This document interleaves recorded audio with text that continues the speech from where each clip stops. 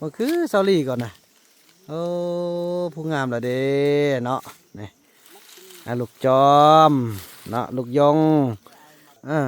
เพราะถ้าวิทย์ลงแล้วว่าถ้าวิทย์แล้วเขาขึ้นว่าจีอันเด้อจะได้ซาเป้าเลยได้รถชิงนึงเนาะแล้วจะ3 ล้านเนาะแล้ววันนี้เขาได้แต่7 เป้าวันนี้เนาะเขาได้ผู้ละอันนะเนาะเราเบิ่งได้ผู้ละอันนี่ได้คันว่าผู้ละแสน1 2 3 4 5 6 7 8 9 10ยังเหลือผู้ละ1,500,000ผู้ละลูกเด้ออันนี้ค่าพักยาได้ลูกเด้อ100,000แน่พ่อขอบใจพวกลูกเด้อที่หาเงินหาคำช่วยกันอ๋อเลยนี่งามมาเท่าว่ะตู้1 1 1 1 1 8 8 8 8 8 8นี่พี่น้องเอ้ยงามขนาดเลยอันนี้หาคนงามลูกสาวมุกขอบใจลูกเด้อนี่นี่อันนี้ก็คือตามให้งานพี่น้องเอ้ยเพราะว่าเด็กน้อยเพิ่นก็เฮ็ดได้แล้วก็เอาตามให้งานแล้วไอ้คุณเนี่ยเฮ็ดบ่เต็มเม็ดเต็มหน่วยพี่น้องเอ้ยเนาะไอ้คุณซะละไอ้คุณบังมาน้องเอ้ยบ่ยังที่บ่เคลียร์ละที่ปั่นวันนี้น่ะพอดีแล้วเนาะ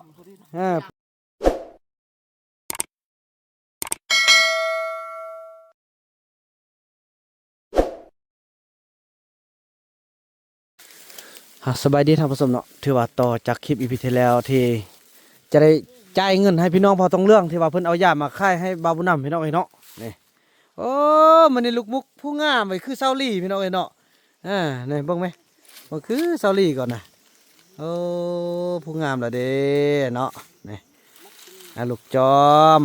เนาะลูกยงเกี่ยมสิได้จ่ายเงินจ่ายคำกันเนาะเพิ่นสุบานสุบยาเอานางเป่าวันนั้นมันเด้อ แล้วเฮียเฮ็ดใจเงินเฮาเฮ็ดซะได้เฟื่องเฮาเฮ็ดซะได้เฮาสิเฮาอันเฮาหัวหน้าเผาละจ่ายเอาเนาะพ่อเนาะเฮ็ดซะได้เฮาอันหัวหน้าเฮาอันพ่อมันได้จ่ายนำกันเด้อเฮ็ดซะได้ได้เนาะพอให้ในบ้านเพิ่นเนาะในบ้านเพิ่นสิจ่ายหรือว่าเฮ็ดซะได้ยาเฮามันไปไล่เพราะถ้าวิทย์ลงแล้วว่าถ้าวิทย์แล้วเฮาขึ้นว่าสิอันเด้อจะได้20 เป้าเลยได้รถชิงนึงเนาะแล้วจะ3 ล้านเนาะแล้ววันนี้เฮาได้แต่7 เป้าบัดนี้เนาะเฮาได้ผู้ละอันนะเนาะเราเบิ่งได้ผู้ละอันนี่ได้คันว่าผู้ละแสน1 2 3 4 5 6 7 8 9 10ยังเหลือผู้ละ1,500,000ผู้ละ1,500,000คันว่า1,500,000เนี่ยเด็กน้อยนะครับเขาพูดละ100,000ซะเนาะหรือว่าจ่ายนี่พอเนาะเด็กน้อยพูดละ100,000เนาะแล้วเขาลูกจ่ายเขาเลยก็ได้เนาะลูกจ่ายเลยก็ได้ไอ้คุณแท้เอา100,000เดียวก็ได้เนาะพอบ่ได้ฟักไล่ได้เนาะหาก็มามื้อเช้านี่เนาะซ้ำเด็กน้อยเอาพอแท้จริงนี่ไอ้คุณนี่เพิ่นก็หาก็มามื้อเช้านี่พี่น้องแต่ว่าเพิ่นก็เปมาแล้วส่วนอันนี้พ่อส่วนอันเงินจ่ายอันค่ารถซิ่งลูกให้ไอ้เฟื่องไว้แล้วเด้อ2,500,000ค่าไปซื้อรถซิ่งแล้วพอวันต่างเมื่อนะเขาก็ขี่รถซิ่งเมื่อเลยแน่พี่น้องเอ้ยเอาเนื้อนี้ซะพอเนื้อได้กะเขาก็หั่นเครื่องละถึงทั้งหมด1,500,000พี่น้องเอ้ยเนาะถ้าว่าเต็มรถซิ่งนึงจำนวน20 เป้าเขาจะให้อยู่3 ล้านตามตกลงกันเนาะพ่อเนาะแต่นี่ได้ผู้ละเป้าเนาะผู้ละเป้าแล้วก็ให้อันเด็กน้อย100,000ไอ้คุณ100,000บ่ แล้วก็กันนั่นละ1,500,000พี่น้องอันคิดตัวนี้เอาแต่ว่าอันเอาเข้าหันเป้าละ100,000หันเนาะใหญ่ให้เข้าผู้ละ100,000แล้วก็มาหาเด็กน้อยนี่ผู้ละ100,000แล้วก็จ่ายให้เข้าอันจูเปนี้เข้าอันผู้ละเปนี้ก็ว่าเด็กน้อยให้ผู้ละ100,000แล้วพอเขาก็ได้ฟักได้เนาะแม่นผู้ละ100,000อันซ้ำอันใหญ่ให้ผู้ละ100,000ครบหมดทุกคนแล้วก็มาใหญ่ให้อันส่วนไอ้เฟื่องนี่สิมีต่างหากค่ะเด้อสิมีต่างหากฮะสิมีต่างหากกันบ้านนั้นจังซันพี่น้องไปเบิ่งกันเนาะเดี๋ยวบ้านมันขออนุญาตเอาทาง Facebook พุ่นนึงก่อนเนาะพี่น้องไอ้บ้านนี้ฮอตรอบ10 ปั้นเราได้พี่น้องเอ้ย10 ปั้นเบิ่งบ้านนี้ปั้นให้เด็กน้อยก็เนาะผู้ละน้อยก็เนาะเด็กน้อยนี่เอาผู้ละ100,000เนาะคุณดูกันเลย100,000 200,000 300,000แล้วก็400,000ของไอ้คูณหันเรายังเหลืออยู่จับกันเนาะลูกเด้ออันนี้ค่าพักยาได้ลูกเด้อ100,000นี่พ่อขอบใจพวกลูกเด้อที่หาเงินหาคำช่วยกันอ๋อเลยนี่งามมาเท่าว่ะ ตู้111เป็ดนี่พี่น้องเอ้ยงามขนาดเลยอันนี้หาคนงามลูกสาวมุกขอบใจลูกเด้อนี่นี่อันนี้ก็คือตามให้งานพี่น้องเอ้ยเพราะว่าเด็กน้อยเพิ่นก็เฮ็ดได้แล้วก็เอาตามให้งานแล้วไอ้คุณเนี่ยเฮ็ดบ่เต็มเม็ดเต็มหน่วยพี่น้องเอ้ยเนาะไอ้คุณซะแล้วไอ้คุณบังมาน้องเอ้ยไอ้คุณอันนี้ใส่หน้าได้ไหมเด้อใส่หน้าเไอ้คุณเฮ็ดน้อยได้แซ่บนึงบ่เครียดติบ่เครียดเนาะบัดนี้อันหัวหน้าเผานี่เฮาเอาเบิ่งละเส้นบ่เฮ้เบิ่งยังเหลือนี่ยังเหลือเท่าใดพี่น้องเบิ่งยังเหลือจักคน1 2 3 4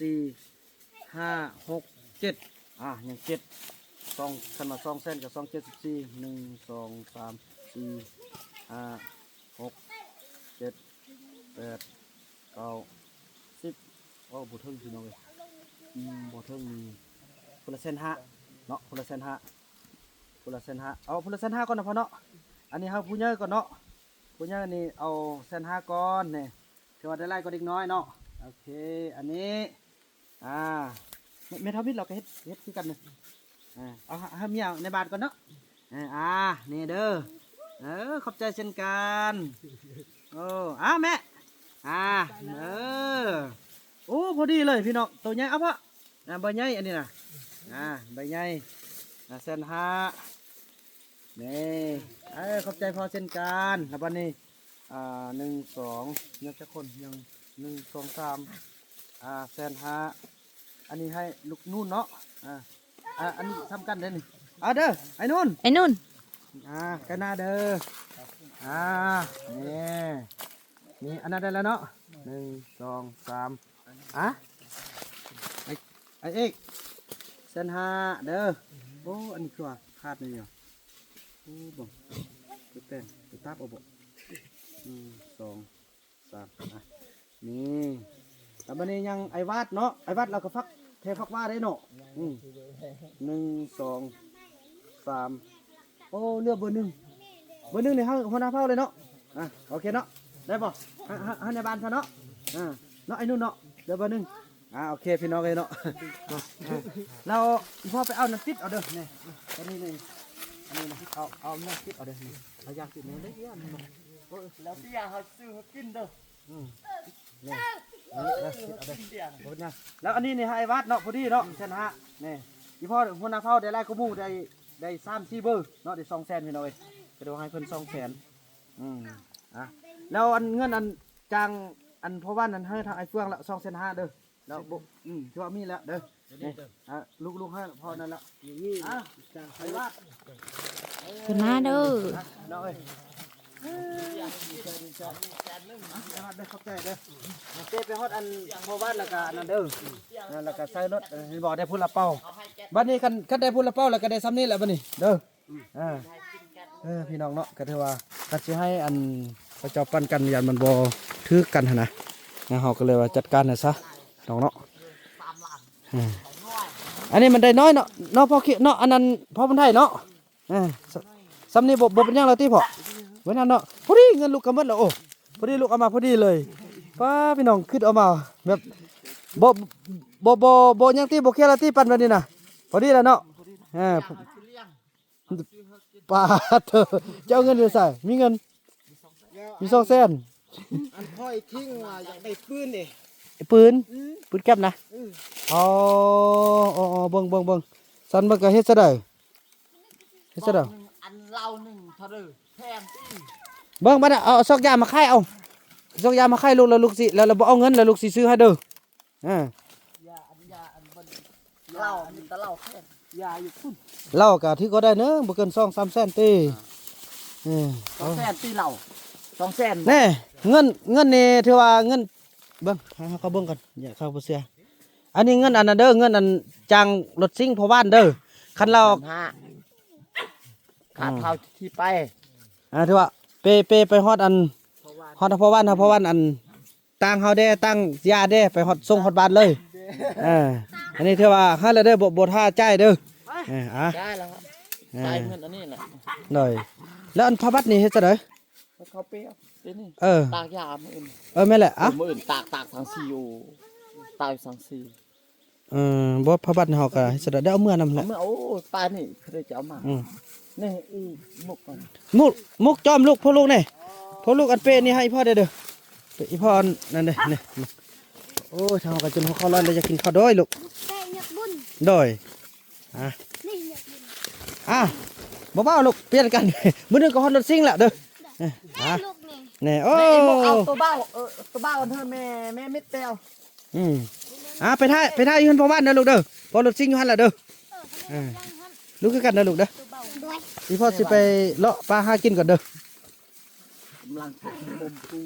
โอ้ยกำลังสิมอมผู้พี่น้องเอ้ยเมื่อก็กระเทินละเออเอาเลยน้องพายเอาเลยทำกันเลย ไปแต่ละคนนะ โอ้นางมกนี่มีภาวะผู้นำเด้อพี่น้องเอ้ยไปแต่ละคนนะวะน่ะเอาลูกเดินทางปลอดภัยเด้อลูกเด้อบ๊ายบายไปนะเจอกันลูก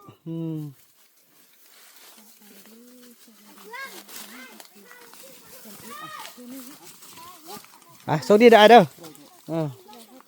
เข้าเลยอยู่เทิงกันยังเป่านึ่งเด้ออยู่เทิงน่ะอยู่เทิงเธอเป็นระเบียบเลยบัดนี้ไอเอก เป็นบันบกคอ เพปันหัวคอเลยเนี่ยลงไปเจ้าหม้อเข้า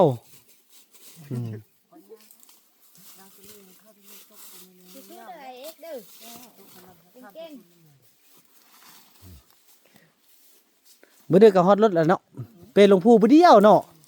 บ่คือเปขึ้นผู้เนาะ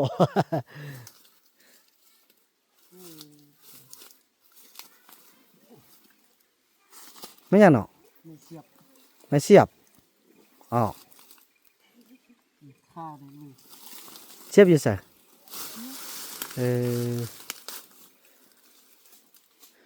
ถ้าขันตักแห้งในเบ้าหวานเนาะ รักแห้งเบาเลยรักแดดแห้งแล้วก็ยังเบาดี ต้นตัวมื้อนึงก็ฮอดรถซิ่งแล้วเนาะ เลยชิดมีดบ่ปาดลูกมีโอ้เข้มแม่เป็น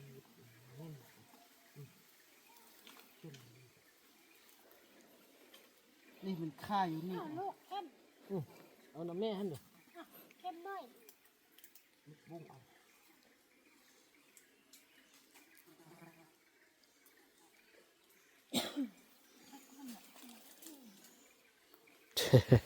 ไม่ทำไม่เท่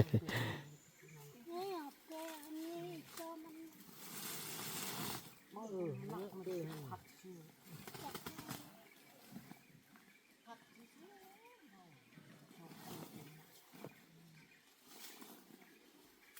โอ้ดีใจเห็นทุกคนหาเงินหาคำเป็นอันนี้สุดยอด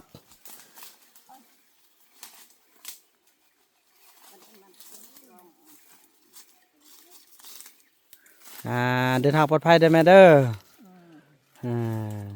ขอบใจเด้อ โดย เก่งเด้อ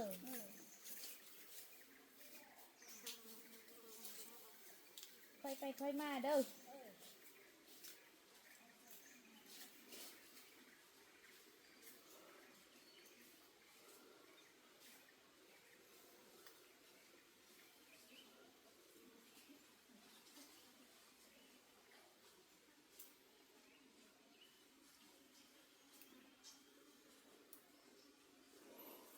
มาไปมาเขาก็เมื่อบ่คือขี้ขันเนาะ เดี๋ยวจะว่า เนาะไปมันก็เมื่อมันเงานะบ่อยากอยู่เอ้ากาแฟเอ้าขอผู้ใดเอากิน อันของแม่มิดอันนึง ขอเกี่ยวเอาไว้นำไม่มิดเลยเมื่อนำกันเลยก็แล้วเนาะมันคือเป็นง้อมนะพี่น้อย โน อ ยังขี้ลายคันเขาอยู่หันผู้นึงขี่กัน ก็ต้นยางเมื่อเอาเมื่อก็ย่าเถอะ อุตส่าห์เตรียมเครื่องมานอน ไปมาเมื่อนำกันสาม มีเก็บดึงบ่ บ้งแล้วก็ดีขึ้นลำคอมีเจ็บอยู่ แต่ว่าเดี๋ยวนี้อยากกินข้าวโอ้เดี๋ยวนี้น่ะอีพ่อกินข้าวแล้ว กินที่เช้าไป แล้วเฮาไปคั่วกินเฮือนพ่อบ้านบ่ พวกกินเพราะว่า เนาะ เฮามาที่ไว้คันหาบ่นั้นเนาะก็ดังไฟอันต้มน้ำ บ้าน เดือ กิ น น นี้ เขากินไป อืมบ่เฮากินมีแห้ง กินมีแห้งย่างไปเลย บ่มีแฮงมีแต่มีอันนี้ เออบ่มีผู้ใดมีต้นเด้อเน่ะไอ้คุณบ่มีต้นเด้อเน่ะโอ้ไอ้คุณได้กำไรเด้อไอ้คุณ ยายเป็นคาเฟ่ลงมา อืม ไปกันปีลงมาก็นักเตะ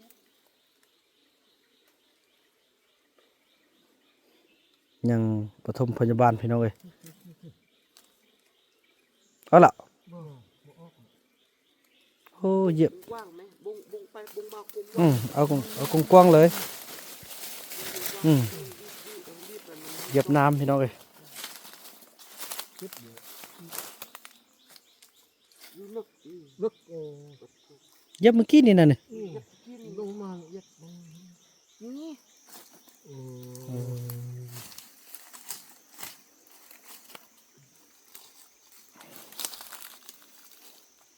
ข้าไปเอามาคนครึ่งคน มันจนสั่นเด็ดๆเลย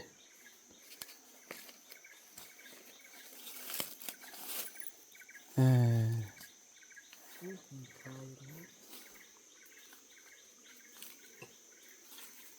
ขึ้นยืนจะขึ้นแล้ว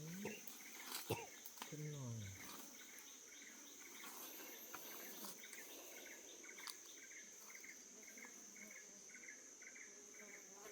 ถือว่านั่นแหละพี่น้องตกลงจะได้กลับกันเนาะไปกับงอมพี่น้องเอ้ย ไปกับงอมไปบุคือนะพี่น้องเอ้ยแล้วก็ว่ากันมาในคลิปต่อไปนะพี่น้องเนาะคลิปนี้บ่าวมานำขอกล่าวคำว่าสบายดี